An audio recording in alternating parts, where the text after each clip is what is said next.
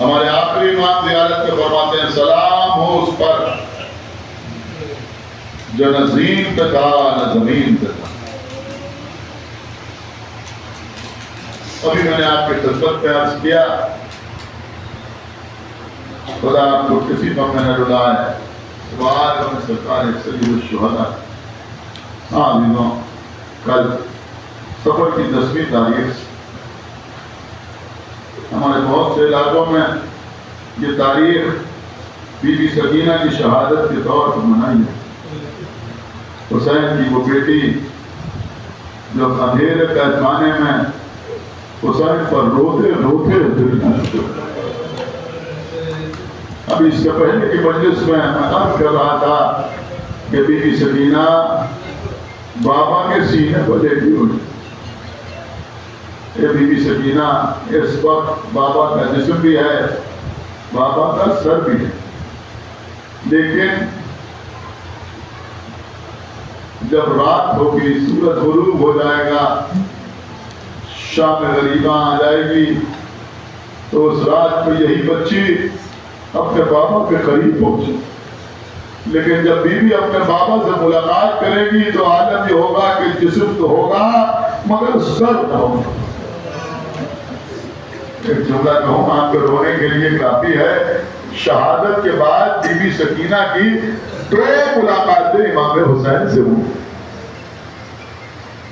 دونوں ملاقاتیں اندھیرے میں ہوئی، روشنی میں نہیں ہوئی. پہلی ملاقات شہادت کے بعد شام غریبہ میں ہوئی، دوسری ملاقات شام کے زندان میں ہوئی. یہاں بھی اندھیرا وہاں بھی اندھیرا.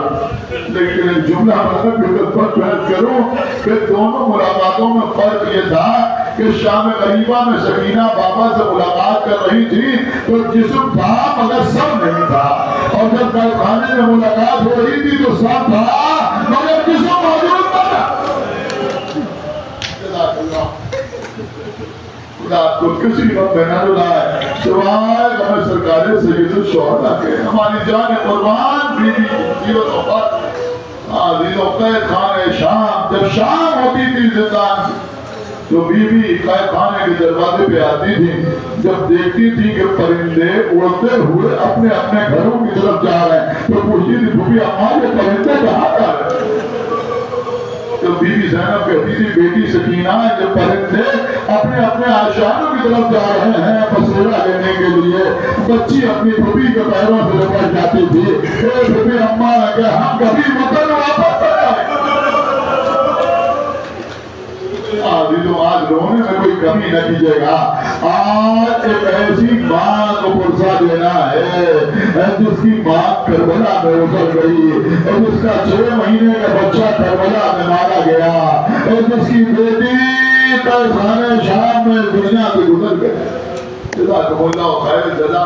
عزیزوں، ہمارے یہاں اگر کسی کا انتقال ہو جائے تو اس کا جنازہ قبرستان تک مرد لے کے جاتے ہیں. عام طور پر رواج نہیں ہے کہ قبرستان میں تدفین میں خواتین بھی شرکت کرنے کے لیے جائیں. خواتین تو گھر ہی سے میت کو رخصت کر دیتی ہیں، مرد قبرستان تک لے کے آتے ہیں. ایک جملہ کہوں آپ کی خدمت میں، رونے کے لیے کافی ہے. غالباً میں نے 2 دن پہلے مجلس میں عرض کیا تھا کہ حسین بچے کا لاشا لے کے خیمے کے دروازے پہ آئے اور آنے کے بعد آواز دی ام رباب اپنے بچے کو لے لو.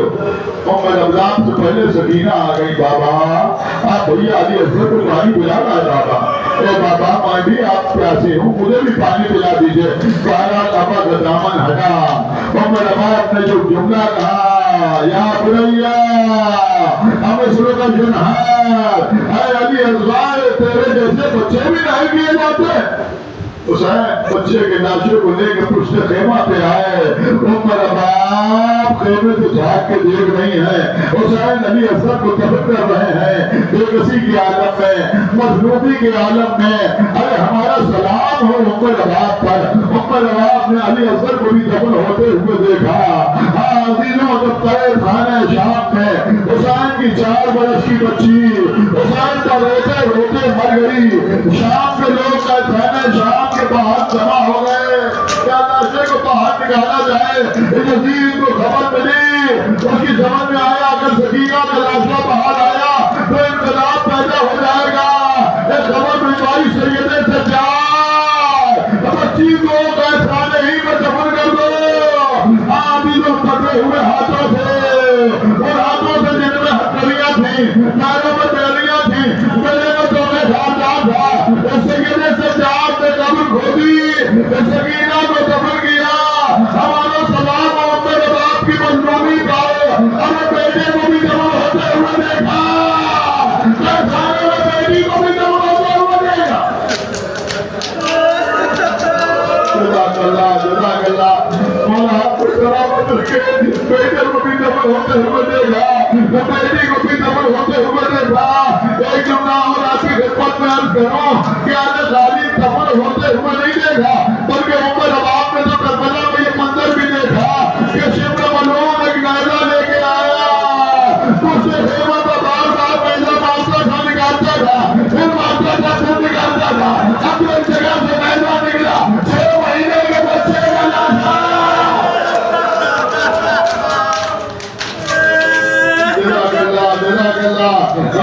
आपको सलामत रखे।